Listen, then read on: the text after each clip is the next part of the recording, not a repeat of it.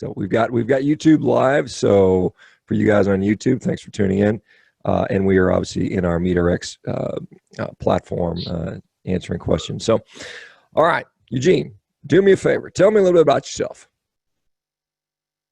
Yeah, so I mean, first and foremost, thanks for having me on your show. I kind of like really appreciate it. And I've been following you. I first ran into you on like the Joe Rogan show a little while back. I've been kind of following you here and there, back and forth. So it's pretty cool to be on your show. So I wanted to say thank you again. It's good to like meet you kind of in person, I guess. Yeah, so my name is Eugene. I kind of grew up in an off-grid biodynamic farm in Ukraine. And I mean, basically the backstory of how it flows into the episode we're doing today is, well, first of all, for your listeners that don't know about biodynamic farming, it's basically kind of what people have a mental image of when they think of farming to begin with. So they kind of think of like open pastures. They think of like many animals like on the farm with a variety of crops, et cetera, in like a self-sustaining farming system.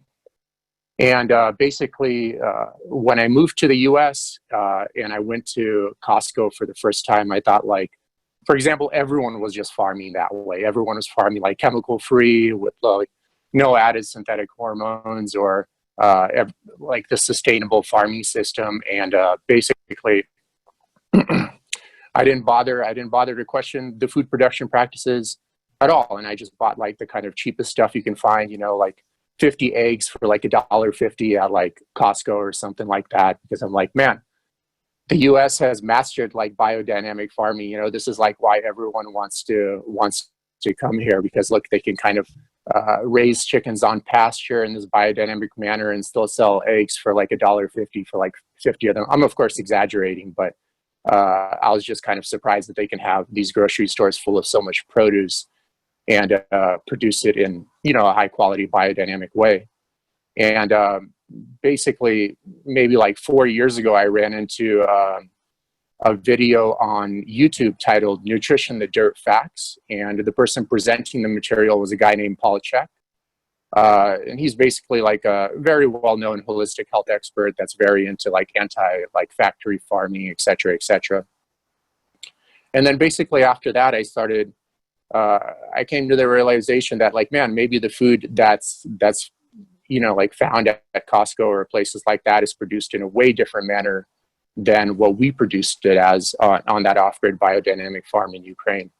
And it kind of led me to one thing or another. And then I'm here chatting with you about the subject right now. So. Yeah, I want to say, you know, and I certainly appreciate and have been a huge advocate of you know, reforming our agricultural practices. You know, I think really in the 1970s is when we really started looking at this sort of intensification of our agriculture system, you know, because we wanted to, there was pressure because, you know, back prior to the 70s, not completely, but there was a lot more of the sort of what you would maybe call sort of maybe biodynamic or more kind of traditional pastured animals. And then the 1970s hit, and then the people were, they were like, well, those cows grazing on grass are putting out a lot of methane, and we're using up a lot of land, and we're using up a lot of water. And so the industry responded with the CAFO. And the CAFO really came about to make more animals more quickly, using less land, less food, less grass, and less water, and less methane. And that was a response to pressure to do that. Most people don't understand that. Now, the problems with that, you know, the fact that, you know, we've got animals clustered together, maybe there's higher disease transmissions, maybe these, you know, the inputs that they rely upon, the grains, have an unintended effect upon the environment.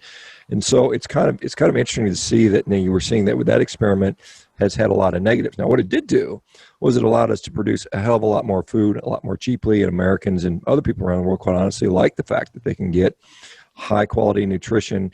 And when I say high quality nutrition, I'm comparing meat in general versus grains and cereals and these other things. Now, so I think that is an important to look at this historically. Now, certainly most of us are sort of saying, well, maybe there's another solution. Maybe we can do regenerative agriculture, a la Joel Salatin, a la, you know, Will Harris, you know, on and on and on. And I've talked to many of those guys. And, I think from an environmental standpoint, it is definitely, in my view at this point, pretty clear that we probably need to head that way. Now, this is a thing, and I just put a post upon this in my thing, and there's people out there that are making health claims, and, and I tend to, obviously I'm in a community where a lot of what we do is based upon anecdote. We have thousands of people that have reversed diabetes and autoimmune disease and mental health disorders and so on and so forth. I mean, we see it every day, and it's just growing. And so there's clearly something there. But what I would love to see, and I haven't seen this yet, and I would love to be able to make these claims. I would love to be able to say that if you eat beef from a regeneratively farmed animal, you are going to be significantly healthier than if you eat it from, an animal at Costco. And I know that maybe the sort of the gut instinct is that it's probably better to eat the regeneratively grazed animal. But we need to do randomized control trials. We need to take people and we need to blind the participants, because you can blind participants. It's hard to blind participants, but if you're going to eat a carnivore diet versus a vegan diet, I mean, that would be very difficult to blind. But you could really easily blind people from grass finished versus grain finished beef. Most people, particularly if they're naive, particularly if they're not eating a carnivore diet, really probably couldn't tell the difference, particularly if you ensure the fat contents are similar, which you would have to do, ensure the caloric contents are similar.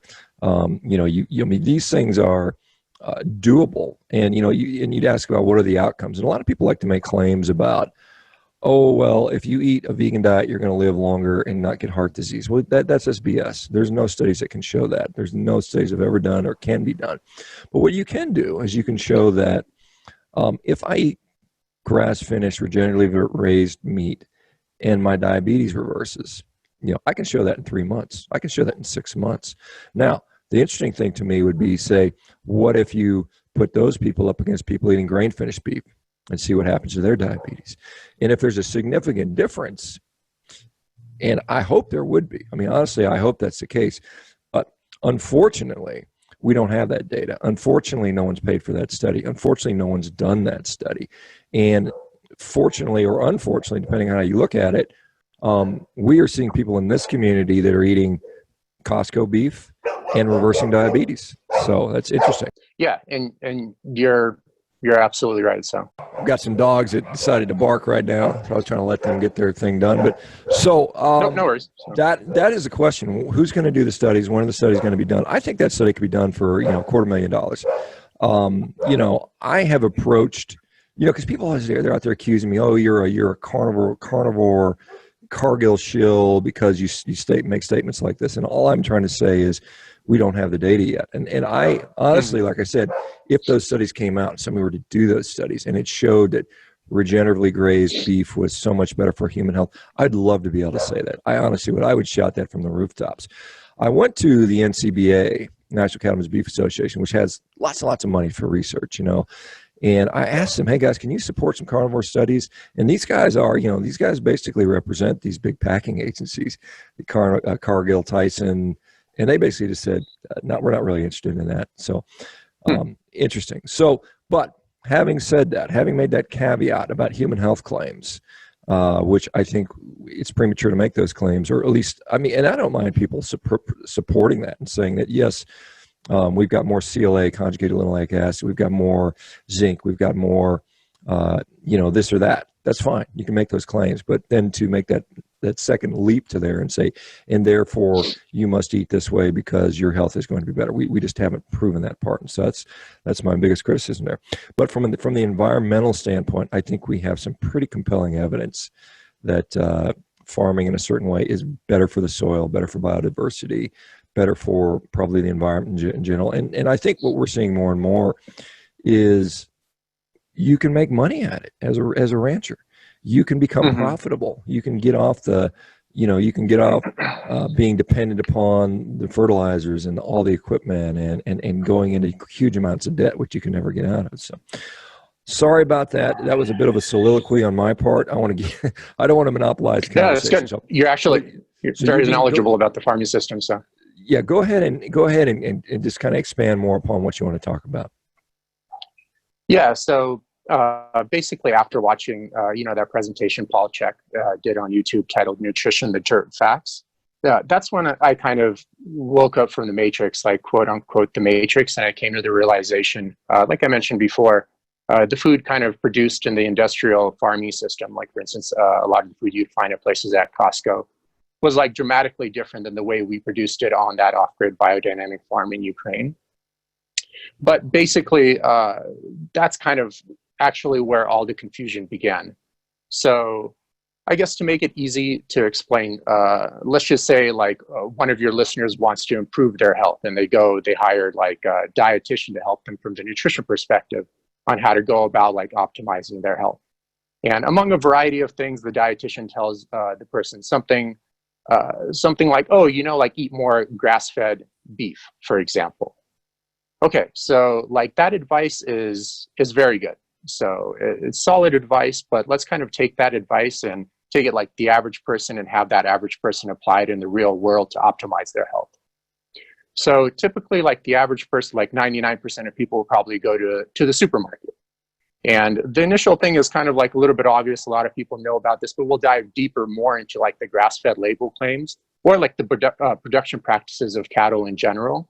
And you'll see kind of like how confusing it's begun, or at least like how confusing it was for me to actually source like legit 100% grass-fed beef that's raised in its natural environment and fed solely a species-specific diet. So this person will go to the supermarket and see that grass-fed label. And for your listeners that don't know about cattle production practices, is like all cattle are grass-fed. It doesn't really say much when like a producer says like, oh, like my beef that I'm selling is grass-fed, because like 80% typically, I mean, it varies from production cycle to from production practice to production practice, but typically like 80% of a cattle's life would be spent on pasture, like eating grass and other forage, which is a species-specific diet for that specific animal. So it's going to help optimize the nutritional profile of that animal and help establish like a little bit of a better omega-3 to omega-6 ratio, which we can touch on a little bit later. But typically like 99% of the cattle are sent to a feedlot for probably the last like few months of their life and fed nothing but heavy amounts of grain. And that last few months of their life typically it kind of offsets the balance of that omega-3 to omega-6 ratio and kind of depletes like other certain micronutrients in the meat as well. So once again, this person is kind of seeking legit like 100% grass-fed beef, and that's what they want to establish that superior omega-3 to omega-6 ratio, and to have like a little bit more also like other micronutrients. Once again, most likely they're going to be running into like grain finished beef and unknowingly thinking they're actually buying grass-fed beef. And then another confusion is like sometimes people will say like, oh, like my beef is like grass-fed and grass-finished, but like as a rancher, like for instance, even to this day, like I volunteer a few days out of the month on a legit grass-fed operation. It's very common for ranchers to kind of feed grass to a cattle for, let's say, like 8 to 10 months, put them on grain for a few months, finish them on grass for like a week or so, and still kind of sell it as grass-fed and grass-finished. And then another misconception is, to make it more confusing, is a person would say like, oh, my it says 100% grass-fed, so my beef is 100% grass-fed. And basically at that point, like two things can happen. Since there's no basically audit or any kind of oversight over any grass-fed labels unless you sell cattle into a grass-fed operation, but after that, it's basically like the Wild West. I could either A, send my cattle to a feedlot, feed them nothing but grass pellets, or like hay in a feedlot, which kind of is debatable in terms of how it changes the nutritional profile of the cattle or the product. Or I could just simply still finish them on grain, still sell it to you as 100% grass-fed. There are basically no audits to audit me whatsoever, and no one's going to check anything. And to make it like a little bit more confusing, I mean, the U.S. actually 90% of the grass-fed beef sold in the U.S. is actually imported from overseas. So it could be imported from Australia, it could be imported from many corrupt Latin American countries like Brazil, Mexico are very common to import grass-fed beef, could be imported from Canada. And legally, I could import a beef carcass from, let's say, Brazil, a very corrupt country, process it, cut it up into pieces basically in California, and still totally legally label it product of the USA, which is like 100% legal. And people will be, once again, the average consumer will see that. They'll think like, okay, well, it's been grown, harvested, and processed in the USA, where it's actually grown, slaughtered in Brazil. The carcasses are shipped over here, cut up into small pieces, and packaged and sold in the USA. So there's there's a tremendous amount of confusion. And then there are also like, some people are like, oh, but it says USDA certified, USDA organic on my beef package. And basically, like, all that really says is like they're just feeding them, unless it's specifically certified by American Grassfed Association or some other third-party certification that does on-site inspections. It basically just means they fed them organic grains, and you might get like less trace amounts of less like synthetic biocide residue in the meat or the organ content, for example, but you're still not getting legit 100% grass-fed beef. And then sometimes people would say, oh, but it's like, it says pasture raised. I'm like, okay, well, it's very common practice that I could be a rancher, for example, keep cattle on pasture, bring bins of grain out to the pasture. And basically what ends up happening in that situation is the cattle usually just hang around these bins and they eat from the grains, because for them, those grains are like candy for a kid. And the grasses are like vegetables. I know you guys are anti-vegetables, but whatever. They're not likely to eat the grass if they have that grain present, so they hover around the bins. And once again, it kind of shoots up that the ratio of that omega-6 to omega-3. And the person's, once again, not getting that legitimate grass-fed beef product that they're buying.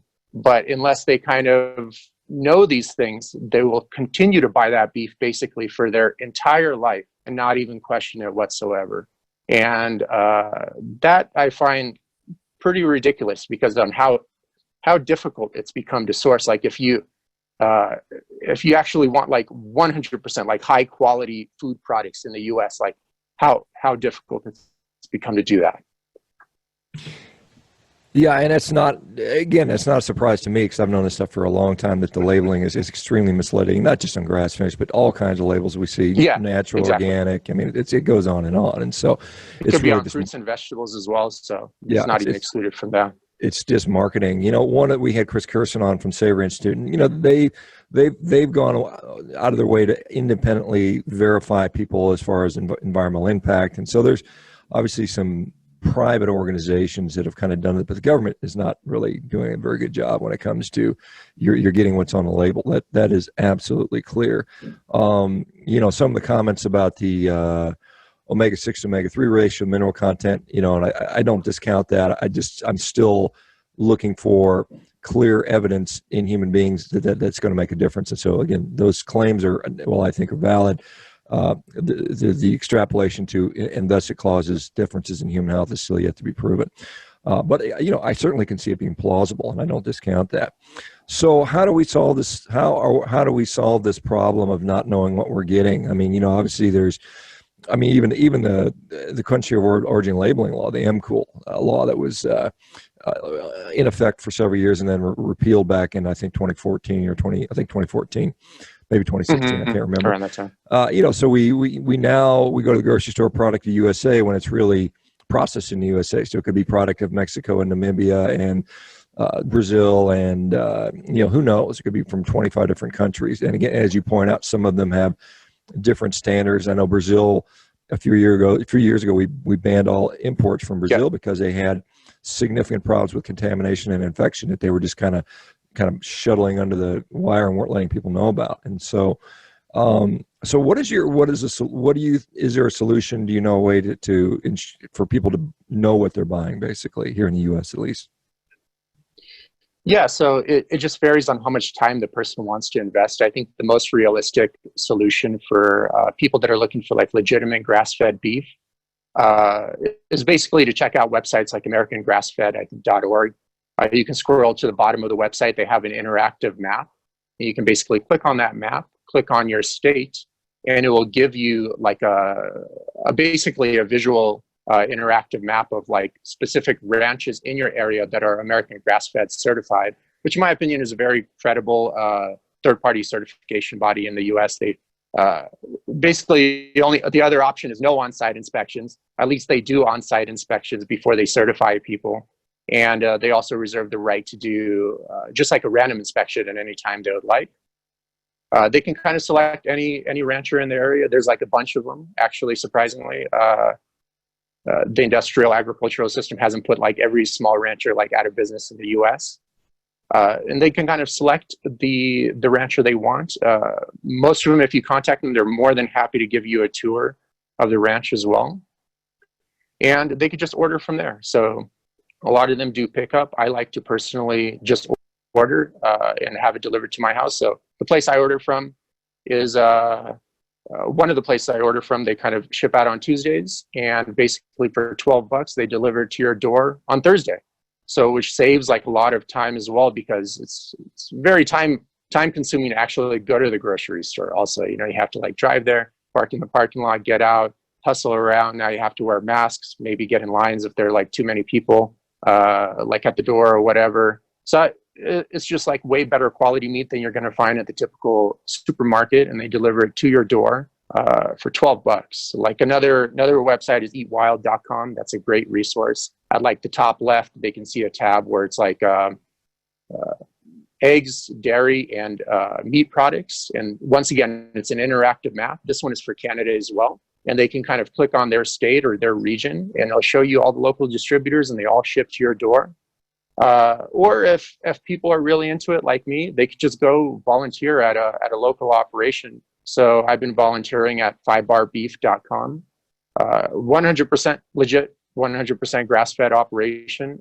He doesn't even use any vaccines or medicines on his cattle. Like, he's been basically breeding these cattle for the last like 40 years to become like invincible in their specific environment. So the ones that weren't able to make it, they kind of ended up dying out. And the ones that could thrive in that environment, they kind of just kept reproducing. And now he has like a very, very good herd.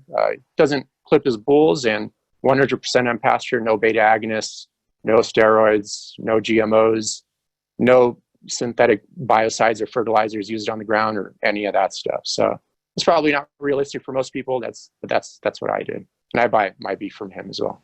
And is he up in the Trabuco Canyon up in Orange County? Yeah. I'm not far from him, actually. I think at some point they wanted me to come up there and visit, and before all that craziness happened. So I'd love to get Frank up there and check him out. Good guy. Yeah. He actually helped. He taught me like a lot of the stuff I wrote about in the beef chapter. So. Gotcha. I'll have to get up there and make a trip. I know the family wants to get up there and check out a ranch because my little boy would love it. But and just to point out, on our website, folks, if you don't know, we have a huge list of farms and ranches and links, and many of those links he was talking about are there that you can utilize to find a rancher. How much volume are you buying in? Are you buying side of beef, quarter? How economical is it? Because, honestly, cost is still an issue for many people, and that's a lot of times that's the only thing they can. That's the biggest issue for them. And they're just like, I just want to eat. I just got to get some food. So talk to me a little bit about, realistic costs on this stuff. Yeah. So for that one, I would like to break it down into two different subjects. The first subject is kind of what most people could relate to. And that's the general cost of like organic products, because I do hear a lot of people say, like organic is too expensive.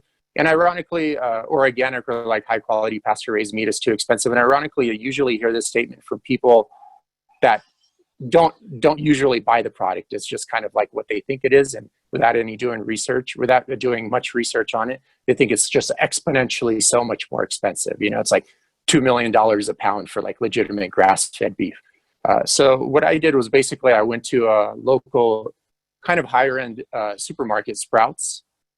It's kind of like a organic. It's like a mix between organic and conventionally farmed produce. And basically, I standardized a 2,000 calorie diet, 2,000 calorie supermarket level organic diet, and 2,000 calorie supermarket level factory farmed diet. And basically, what it ended up happening was for the factory farmed diet, it ended up being about $7.77 per day, and for the supermarket level organic diet, it ended up being about $12.20 per day. So some people would say like, there is like a $5 difference. So see, Eugene, I told you like organic food is like more expensive, and that's why I don't shop for that food. So, okay, yeah, there is a $5 difference, but for the bulk majority of people, like I'd say 90% of people, when you look at their expenses, it's like they go to Starbucks every morning. It's like a $5 coffee, like right there. Well, there's your difference, like right there. Or they buy like a McDonald's, like Happy Meal. It's like about $10 for like $2 more. You can have like a 2,000 calorie organic diet, which could kind of go a long way in improving your health. Also, like the typical American typically spends about, like $300 to $400 on eating out with coworkers or eating out with family members in general, or subscription services every month, where like a 2,000 calorie diet would cost about like $360 per month for like a supermarket level organic diet. So I don't, it really depends on a case by case basis, but I don't think it's like more as expensive as like most people think it is. I think with like the majority of people, if you kind of look at their finances and just fix a little bit of things, the bulk majority of people could afford like organic food. So, yeah, I mean, are you able to hear me? yeah, I can hear you. I mean, I don't disagree, and I think that for the average person in the U.S. in particular, changing priorities, maybe you don't watch cable TV. Or, I mean, there's a lot of things you can cut out that are unnecessary if you want to say nutrition is a priority. And again, unfortunately, the majority of the people, nutrition and health is not a big priority to them. It's kind of, I'm just Yep. living my life, and I'm just, and it doesn't really catch up to them until they get to a certain age. Maybe it's 40, maybe it's 50. Some people it's 20 these days, unfortunately. But certainly it's something that I think, and I think if you don't have your health, I mean, you look at people there's some very, very wealthy people out there that are just in miserable health. And I mean, it's just like, what is the point? My goodness. Some of it's, not everything is controllable, but most things, particularly chronic diseases, are, I think, within our power to prevent and control for the most part. So Yeah, and really quick, go sorry, ahead. Sean. No, go ahead, Jim. This is the more important issue, and I think we can kind of chat about it here. But like the bigger picture of why organic tends to be a little bit more expensive is, for your listeners, it's like a lot of times when they walk into a grocery store, they kind of see a huge variety of like produce and products, et cetera, et cetera. But the reality of the situation is like the agricultural system in the U.S. has like a tremendous amount of consolidation. And probably 90% of the products you see at a typical grocery store are produced by like 10 to 15 different companies. And these 10 to 15 different companies, they typically operate on what's referred to as like a vertically integrated system, which was basically kind of, for the most part, invented and popularized by the two guys that invented the factory farm model, which are John and Don Tyson back in like 1955. And basically how the vertically integrated farming system works is like, let's say you're a small chicken farmer and I'm Tyson Foods. And I come to you one day and I go like, okay, well, Sean, I see you like raising chickens for meat, or like broiler chickens, or whatever you want to call them. And I'd like to do business with you. And the thing is like, I'll come on the first of every month and I'll drop off about 50,000 hens. And you're responsible for growing these hens to my standards. So basically, if I say you need to keep them indoors, you need to keep them indoors. If I say you need to give them these vaccines and medicines, you need to do that. If I say you need to feed them grains instead of their species-specific diet, more of like an omnivore diet, then you need to do that. And you need to feed them GMO grains if I tell you need to do that. And in exchange, I'll kind of take care of all the marketing for you. I have the veterinarians. I have these like multi-million-dollar slaughter facilities, the trucks, etc. I have all the contracts with the supermarkets. Literally, all you have to do is just grow these chickens to my standards. And this is kind of very tempting to the farmer because it takes a tremendous amount of the responsibility off of the farmer's hands. And so they would agree to it, and then Tyson Foods would go like, oh, okay, well, Sean, yeah, it would be nice to work with you, but the problem is your facility is like way too small. And there's no way you're gonna be able to house like 40 to 50,000 hens. So we need you to basically take out like a $500,000 loan from the bank and upgrade your facility, so you'll be able to house these hens. But we know you're not making that much money, because the average farmer doesn't make that much money. But don't even worry about it. We have like a contract with the bank. And basically, if we send you to this bank, they'll give you the loan. It doesn't matter if you have bad credit or this and that, and et cetera, et cetera. They'll give you the loan. And the reason they're going to give them the loan is because with a farmer relief program is basically, it's a win-win for the bank, and it's a win-win for that corporation, Tyson Foods, because what happens is while the farmer is in business, the bank collects interest on the loan. And when the farmer goes out of business, the bank will sell off the property of that farmer, everything you own, the equipment, the land, etc., probably back to Tyson Foods, and that's how the whole consolidation happened. And they'll collect the difference of what the farmer can't pay from the taxpayer. So basically, you have to kind of add that into the food, add that into the price of the food, of the factory farm food you see. So sometimes you'll see like a 1 pound packet of ground beef, like that's certified organic, whether it's grass fed or not, is probably like $8. But 1 pound of ground beef of like conventionally farmed beef, that's not organic, is probably like $4 or $5. But if you add those subsidies into there, it brings up the price quite a bit. So, well, it brings down the price quite a bit actually, but indirectly the taxpayer is still paying for that. So the customer is still paying for that, but they're just not seeing that on the surface.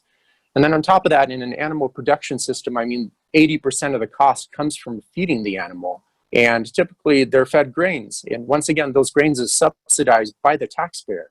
So you have to factor that into the cost of the product as well. So you can see it's like the price difference isn't too great when you take out like all these subsidies. And then also, like you mentioned, because it's not a high priority, people just purchase like cheaper products, even if they could afford more expensive products. So when you combine those two, you can kind of see it's like, it's the price difference really isn't there. So I don't know if that makes sense. No, it does make sense. I think it's just, it's interesting to see that. And like I said, I've been talking to a lot of farmers and ranchers and people in the agriculture industry and learned a whole lot over the last 3-4 years. And so, but I think it's interesting for people to understand what's going on in the background. And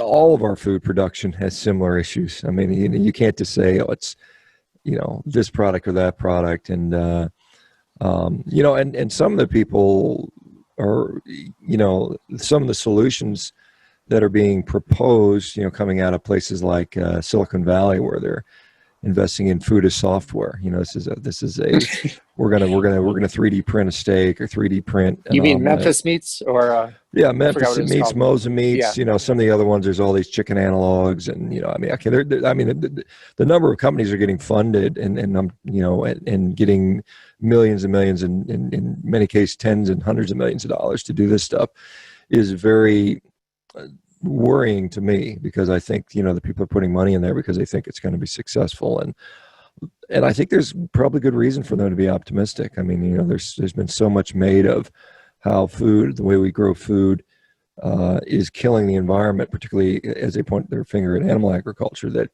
the obvious answer is for us all to eat synthetic made food. I mean, I think that's just a that I think some people have already sort of resign themselves to that being the reality, and that's the way we're going. Do you have any thoughts on that? Yeah, I mean, that's like a huge issue. So for your listener, it's like if they take like an apple, for example, and peel off like 70% of the surface of the apple, that's basically how much ocean or water there is in the world. So that's not farmable, obviously. And then if they kind of peel off like another 15% or so, that's like unfarmable land. And then if they peel off like another 5 or 10% or so, that's basically where urban development is, which is mostly happens in like the most fertile parts of like a specific country. So you have like anywhere between like 5 to 10% of the Earth's mass that's able to be even farmed for food. And given the fact of, the accelerated depletion of the Earth's soil and the ability to farm for food, it is kind of like, it is pretty troubling. So I don't know, like a solid solution outside of like the unpopular opinion of obviously decreasing the size of the population, So even well-maintained, even the best farmers can't farm as well as Mother Nature can. So I'm a big fan of Joel Salatin. I interviewed him for my book as well. Very thankful that he took his time to do that. I also did his like Joel Salatin semester series. But at the end of the day, like any kind of farming is going to cause disruption to the soil and to the planet. Some farming practices obviously cause a lot more disruption than others. So the problem is in terms of like a population that's too big for a specific planet. Maybe if Musk and Bezos really succeed and they expand to like other planets, then I don't think population will be an issue. But I think until then, I think more of it's like a population issue than anything else. So.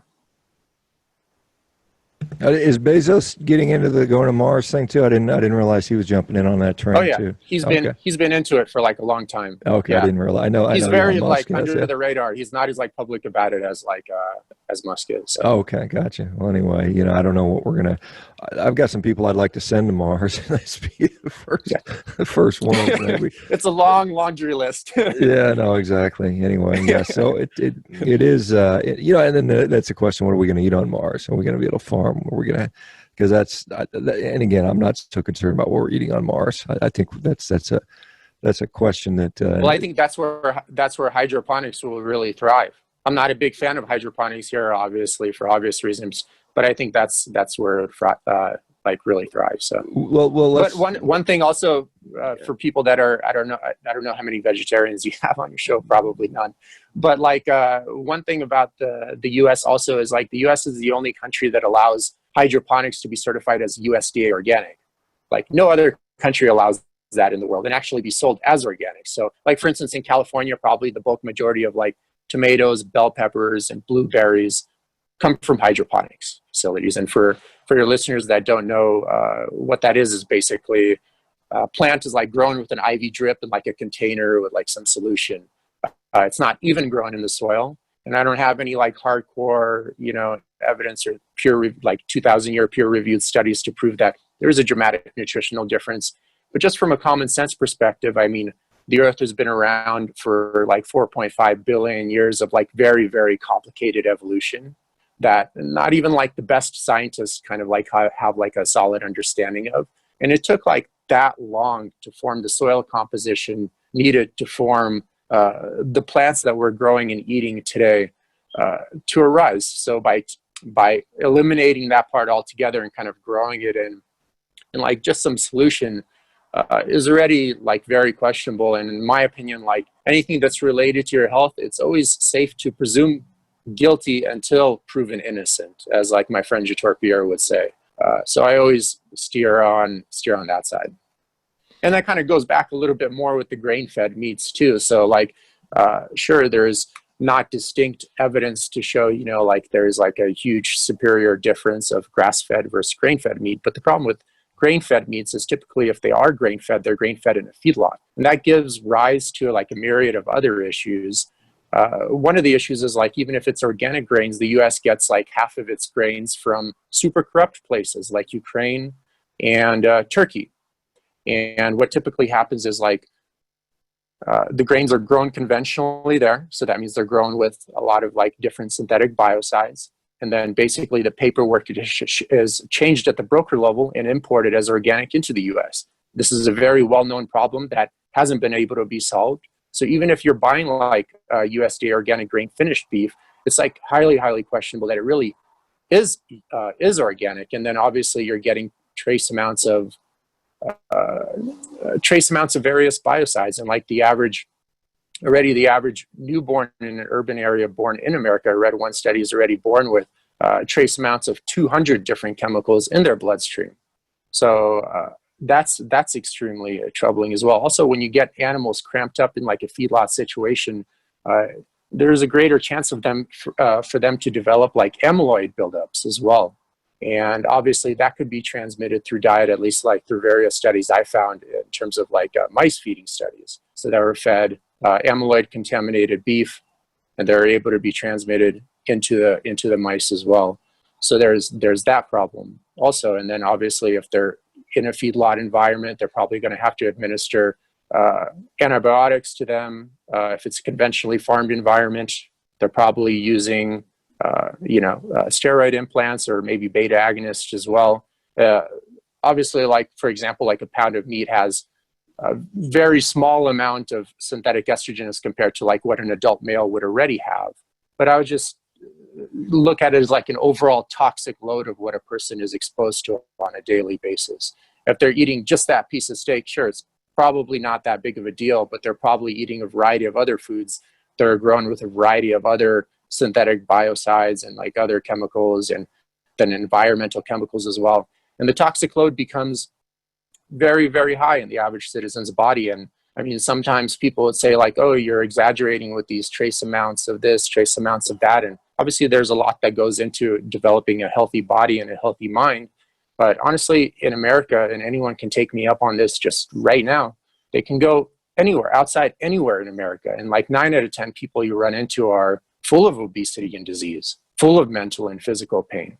So clearly, I mean, nutrition, there's definitely a lot that goes into being healthy, but nutrition is one of the biggest parts. And you can see there's something terribly wrong with the system that's leading that kind of mental and physical pathology.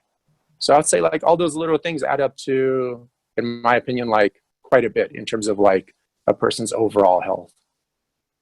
An interesting study from 1990 that Bruce Ames did. Bruce Ames is a kind of world-renowned, I think he's a toxicologist, and looking at pesticide consumption in the U.S. diet, and basically 99.9% of the pesticide that we ingest as human beings actually comes from plants themselves. They're natural pesticides, which arguably do have a deleterious impact on us. And so many of us in this community don't eat plants for that very reason. And we have people that were eating healthy paleo-ish diets, healthy ketogenic diets, and as soon as they dropped the plant compounds, they saw a tremendous improvement in their overall health. And that's not an argument meant to dismiss what you're talking about, but I'm just saying, if we put it in big perspective, and I tend to take the big picture view, and I'm saying, if a picogram amount of glyphosate is in a food, and I'm getting 3 or 4 grams of oxalate in a different food, which one is likely to have a bigger impact on me, whether it came from a natural source or if it was sprayed on the plant itself and then subsequently eaten by the animal, and then maybe a small amount of it ends up in its fat. So not that we shouldn't, like I said, not that we should completely ignore those things, but I think you have to put things in perspective sometimes. Really quick regarding the pesticide content. Yeah. I mean, I think it's important to also understand in terms of how testing for these chemical compounds is actually done and approved in the U.S. So, like, for example, in any chemical formulation, in short, basically like a complete chemical compound, like the actual finished product, for instance, Roundup Ready, is never actually tested for safety. What ends up happening is there are 2 ingredients. There's the active and inactive ingredient. The inactive ingredient, there could be a variety of ingredients. And basically what's required for safety testing is just to test the active ingredient in isolation on its own. And that's it. So you never actually have to test a complete product for safety. And then during a typical production cycle, for instance, with the crops that could be fed to the animal, there are actually a myriad of complete formulations that could be used, not just one compound, not just one active ingredient in one chemical formulation as well. So that's kind of, and there's no conclusive studies done on actually like the cocktail of chemicals. Like, for instance, like I mentioned, the average newborn is born with trace amounts of already 200 different chemicals.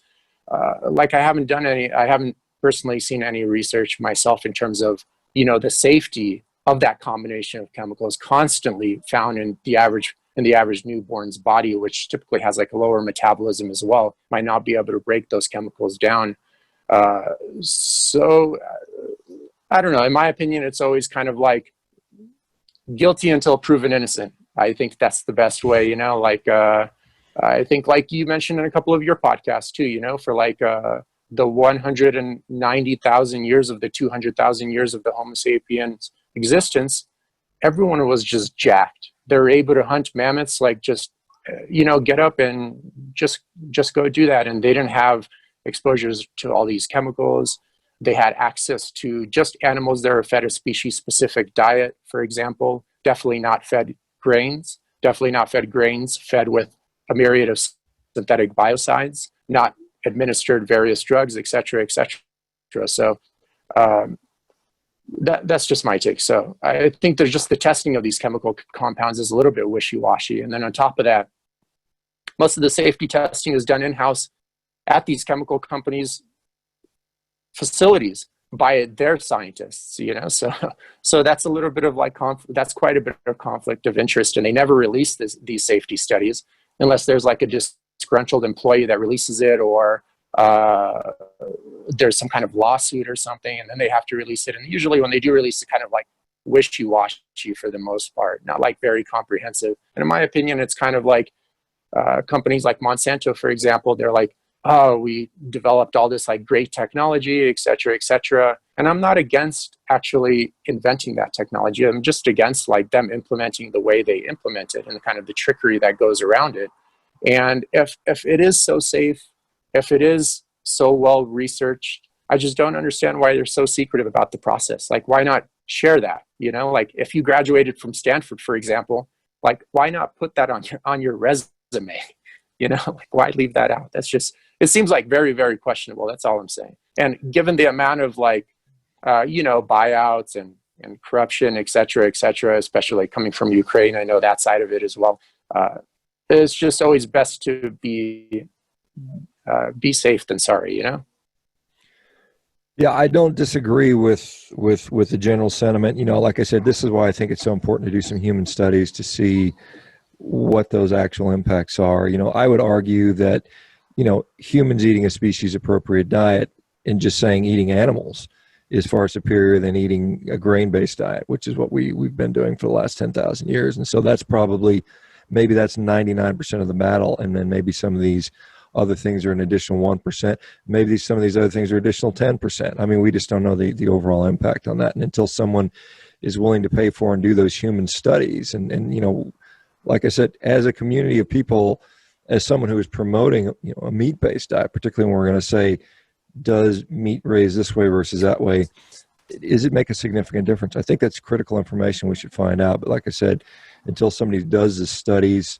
at best we're doing is talking about our opinion, because I know we use that word, our opinion a lot. And it would be nice to say, my opinion coincides with some randomized controlled trials, which would make our opinions a lot more stronger. But anyway, I'll tell you what, I really appreciate it.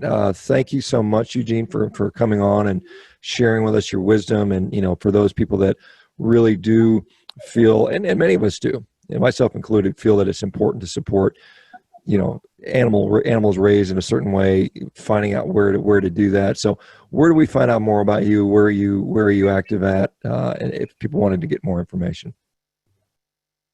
I have my normal Facebook and my personal website, trufkinathletics.com. And then the book, the Anti-Factory Farm Shopping Guide, I mostly sell it on Amazon. So perfect. Well, thank you so much for coming on. Maybe I'll run into you up at Trabuco Canyon, up at 5 Bar, cool. or 5, was it 5 Bar, right? 5barbeef.com. Yeah, the owner is Frank Fitzpatrick. He's like I got to get up there and go and 40-year veteran of the beef industry. So yeah, somebody like 6 months ago had said, "Hey, do you want to come up there for a visit?" And then we never kind of got back because I think I think things fell off with the coronavirus stuff. But no, you should definitely check it out. Yeah, very good guys. That'd be fun to see. Very good guy. Hey guys, thanks everybody. We'll continue working on the YouTube stream thing. Maybe I need some more technical stuff. I think we've got it at least recorded, and I'm not sure how to upload it to YouTube. Maybe I'll get some assistance on that. All right, guys, take care, and we'll talk to you next time. Bye-bye, everybody.